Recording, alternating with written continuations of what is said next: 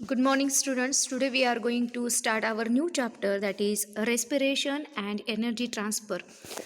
In this presentation, we will discuss about the definition, what is actually respiration, and the first step of glycolysis. Respiration is glycolysis. So, what is respiration? The respiration,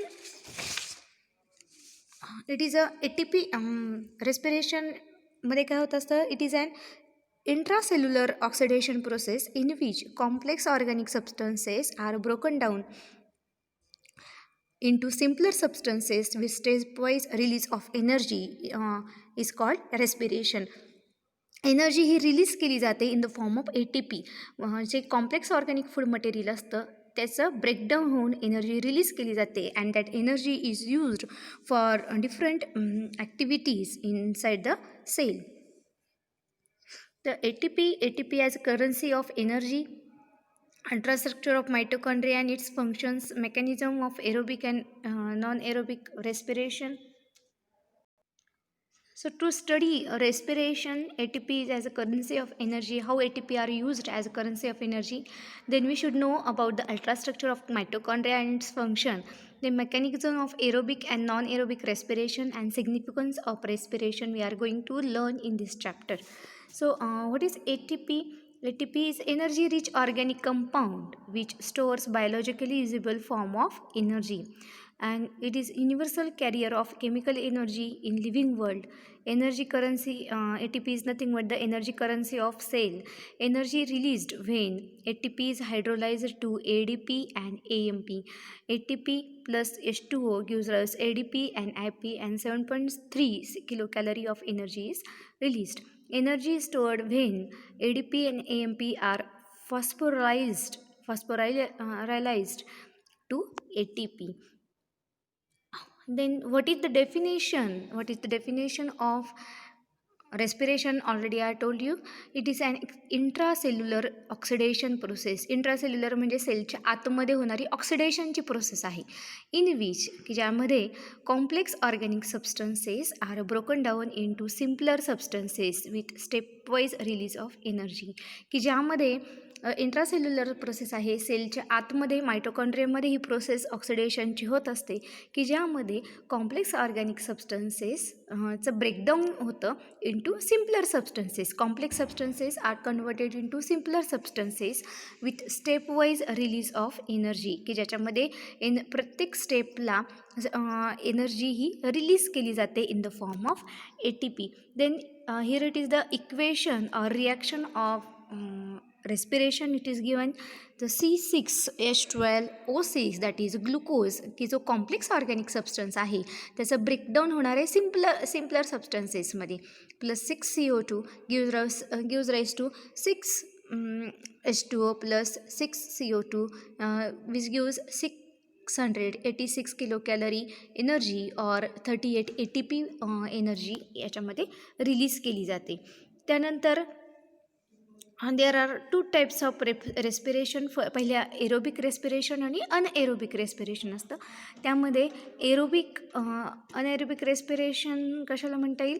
the partial or incomplete oxidation of organic food in absence of atmospheric oxygen is called anaerobic respiration. की ज्या रेस्पिरेशनमध्ये incomplete oxidation होतं organic फूडचं in the absence of oxygen, ज्या ऑक्सिजनची गरज नसते किंवा ऑक्सिजन अब्सेंट असतो, त्या रेस्पिरेशनला अनएरोबिक रेस्पिरेशन असं म्हणतात. Organism performing anaerobic respiration are called anaerobes. In micro organisms it is known as fermentation. there is no exchange of gases, only 2 ATP molecule are formed in anaerobic respiration. So there are two types of respiration. Aerobic respiration, the oxidation of the glucose. First we are going to learn about the aerobic respiration. Aerobic respiration कशाला म्हणायचे? The oxidation of the glucose with the help of atmospheric oxygen is called aerobic respiration. काय? Oxidation, glucose oxidation with the help of atmospheric oxygen is called aerobic respiration. Equation खाली दिलेलं आहे जे तुम्हाला दिसतंय. C6H12O6 plus 6O2 gives rise 6CO2 plus 6H2O plus 38 ATP. Then anaerobic respiration. कशाला आत्ताच आपण लास्ट स्लाईडमध्ये बघितलं anaerobic respiration. The partial oxidation of organic food in the absence of atmospheric oxygen is called anaerobic respiration, which gives rise to ethyl alcohol C6H12O6. Glucose will convert after anaerobic respiration, gives rise to C2H5OH plus 6CO2 plus 2 ATP molecule. Then mechanism how aerobic respiration takes place. It is completed in three main steps: first glycolysis, decarboxylation, and reduction. Then what is first we are glycolysis. It is a most glycolysis, it is the long process or large step or it is the first step of aerobic respiration, that is glycolysis. तर ग्लायकोलायसिसला आपल्याला मध्ये काय होत असतं की how we can define glycolysis, the sequence of reactions, the sequence of reaction in which the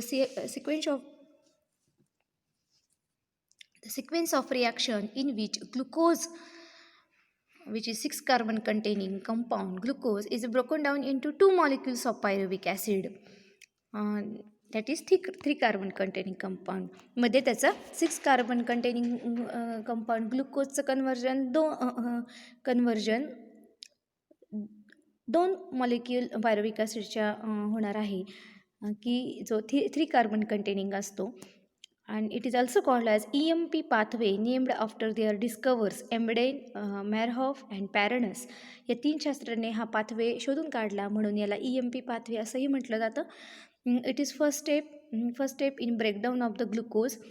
ही ग्लुकोजची ब्रेकडाऊनची पहिली स्टेप आहे. Does not require presence of oxygen and there is no output of carbon dioxide. Then it occurs in cytoplasm of the cell. कुठे घडते ही तर this process takes place inside the cytoplasm of the cell. It involves series of 10 reactions each controlled by a specific enzyme. तर ग्लायकोलायसिसमध्ये 10 reactions involved आहे किंवा 10 reaction याच्यामध्ये involved आहे आणि प्रत्येक reaction is catalysed by or controlled by specific enzyme. Then this is the ग्लायकोलायसिसची diagram. This diagram ही जी डायग्राम आहे तुमच्या टेक्स्टबुकमधली डायग्राम आहे की ज्याच्यामध्ये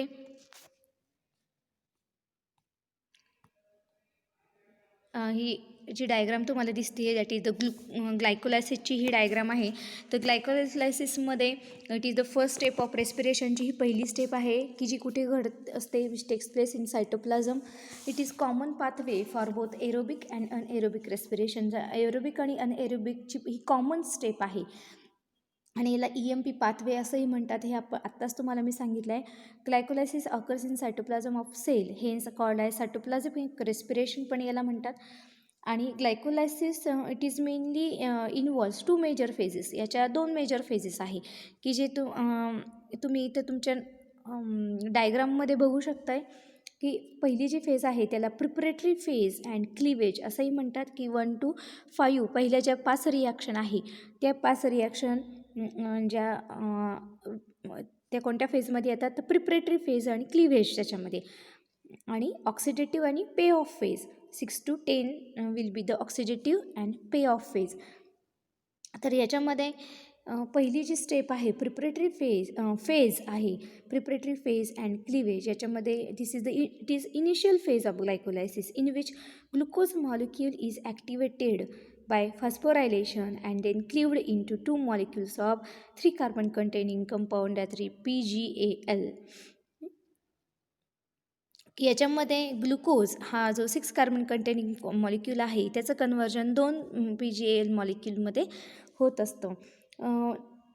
त्यानंतर first step is phosphorylation. Glucose is phosphorylated by ATP molecule to glucose 6 phosphate. तुमच्या डायग्राममध्ये दिसते. Second reaction glucose 6 phosphate.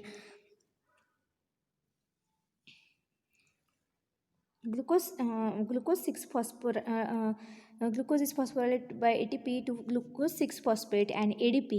The third phosphate group of ATP is joined to 6th carbon of glucose. Hence, reaction is catalyzed by enzyme hexokinase, which require magnesium ion as a cofactor.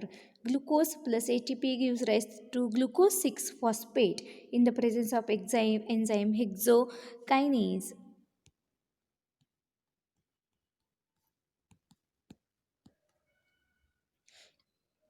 त्यानंतर glucose 6 phosphate is converted into its isomer fructose 6 phosphate in the presence of enzyme phosphoglucoisomerase. Then third step, phosphorylation. Fructose 6 phosphate is again phosphorylated by ATP molecule, which gives rise to fructose 1,6 diphosphate and ADP molecule. Then this reaction then fourth step is the cleavage. Fructose 1,6 diphosphate splits into two molecules of 3 carbon compound in presence of enzyme aldolase. Aldoleseच्या प्रेझेन्समध्ये fructose 6 phosphate is cleaved into two molecules, that is glyceraldehyde 3 phosphate and dihydroxyacetone phosphate.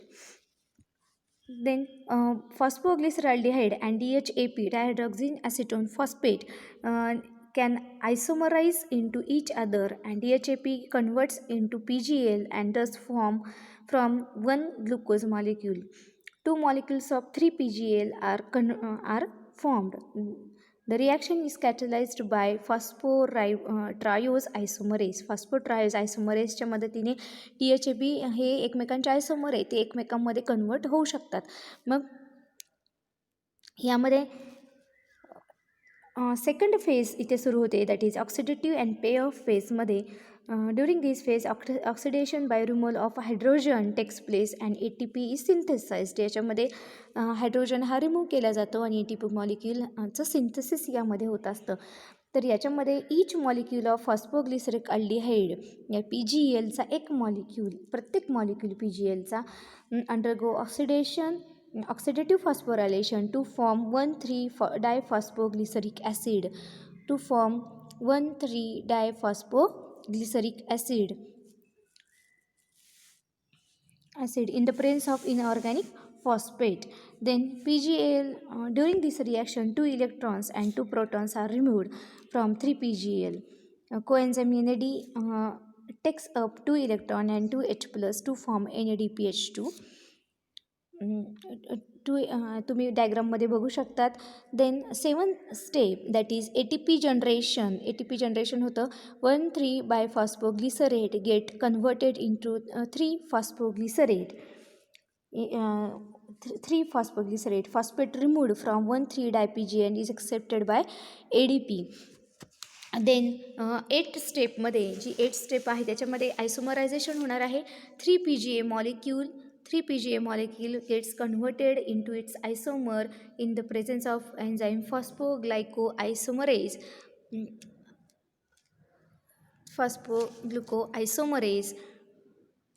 to form 2-phosphoglyceric acid. 3 PGA molecule undergoes internal rearrangement and becomes 2 PGA. This reaction is catalyzed by enzyme phosphoglyceromutase.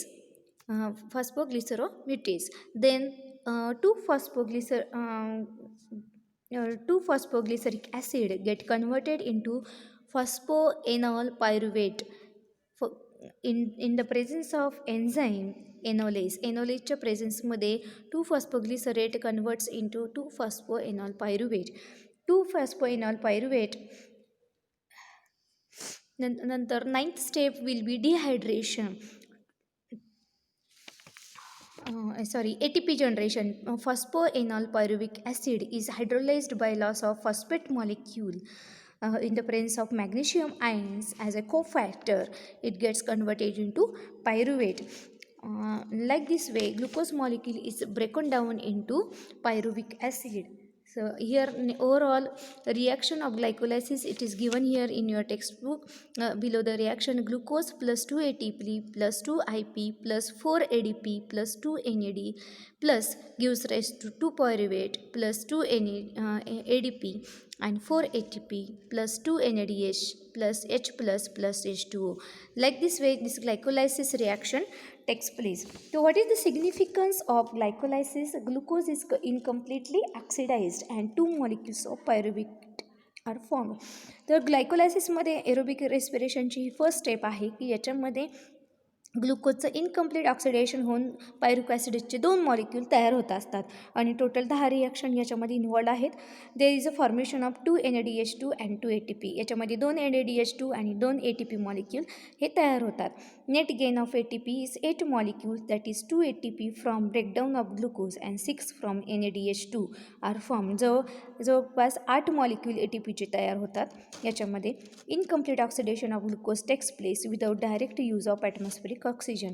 आणि याच्यामध्ये oxygen involve होत नाही. ऑक्सिजनचा उपयोग न करता ग्लुकोजचं incomplete oxidation या ग्लायकोलायसिसमध्ये first स्टेपमध्ये होत असतं.